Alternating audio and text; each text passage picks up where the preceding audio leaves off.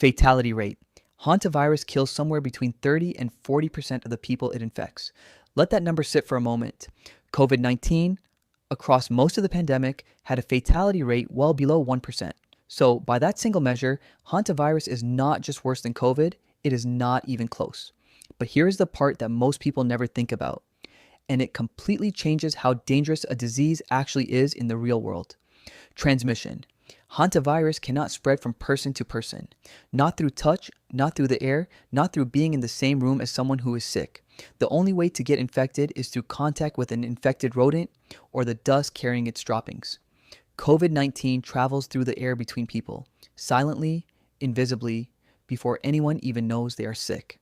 That one difference, how a disease moves, is what separates a terrifying illness from a global catastrophe. And understanding why comes down to something called the reservoir host. Reservoir host. Hantavirus lives inside wild rodents, particularly deer mice in North America, and they carry it without ever getting sick.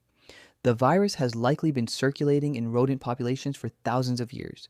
Humans are essentially accidental hosts, infected only when they stumble into the wrong environment at the wrong time. The virus enters a human body, causes devastation, and then goes nowhere. It is a biological dead end. But what happens when a virus is not a dead end, when it finds a way to keep moving, is where things get genuinely alarming. Spillover events.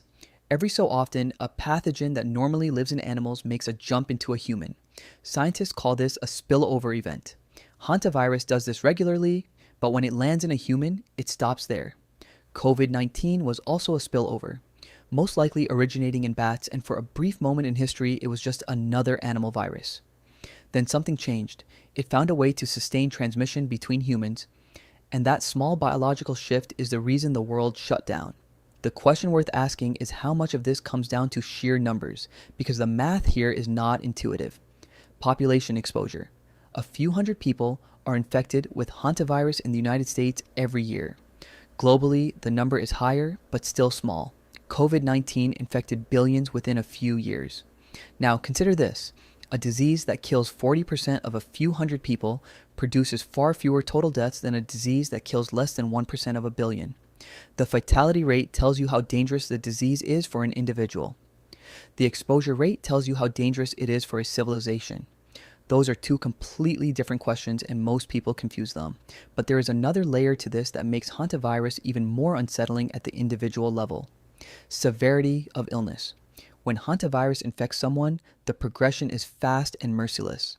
The most common form in North America is called Hantavirus Pulmonary Syndrome, where the lungs begin to fill with fluid within days of symptoms appearing. Patients can go from feeling like they have the flu to requiring intensive care in under 48 hours.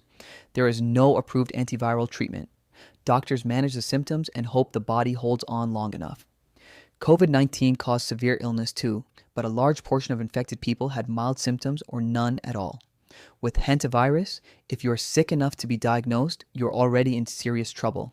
Geographical and occupational risk. Most people on Earth will never be in a situation where hantavirus infection is even possible.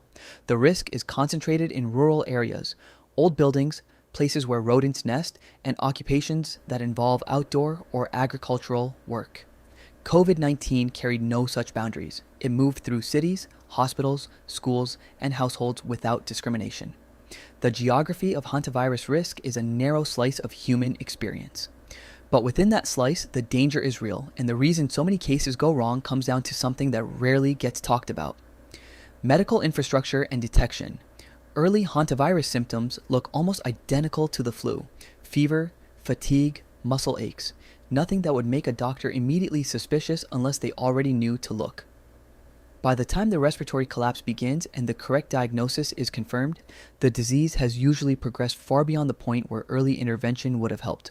COVID-19, despite being new, received an unprecedented level of global medical attention. Testing, treatment protocols, and vaccines emerged within months.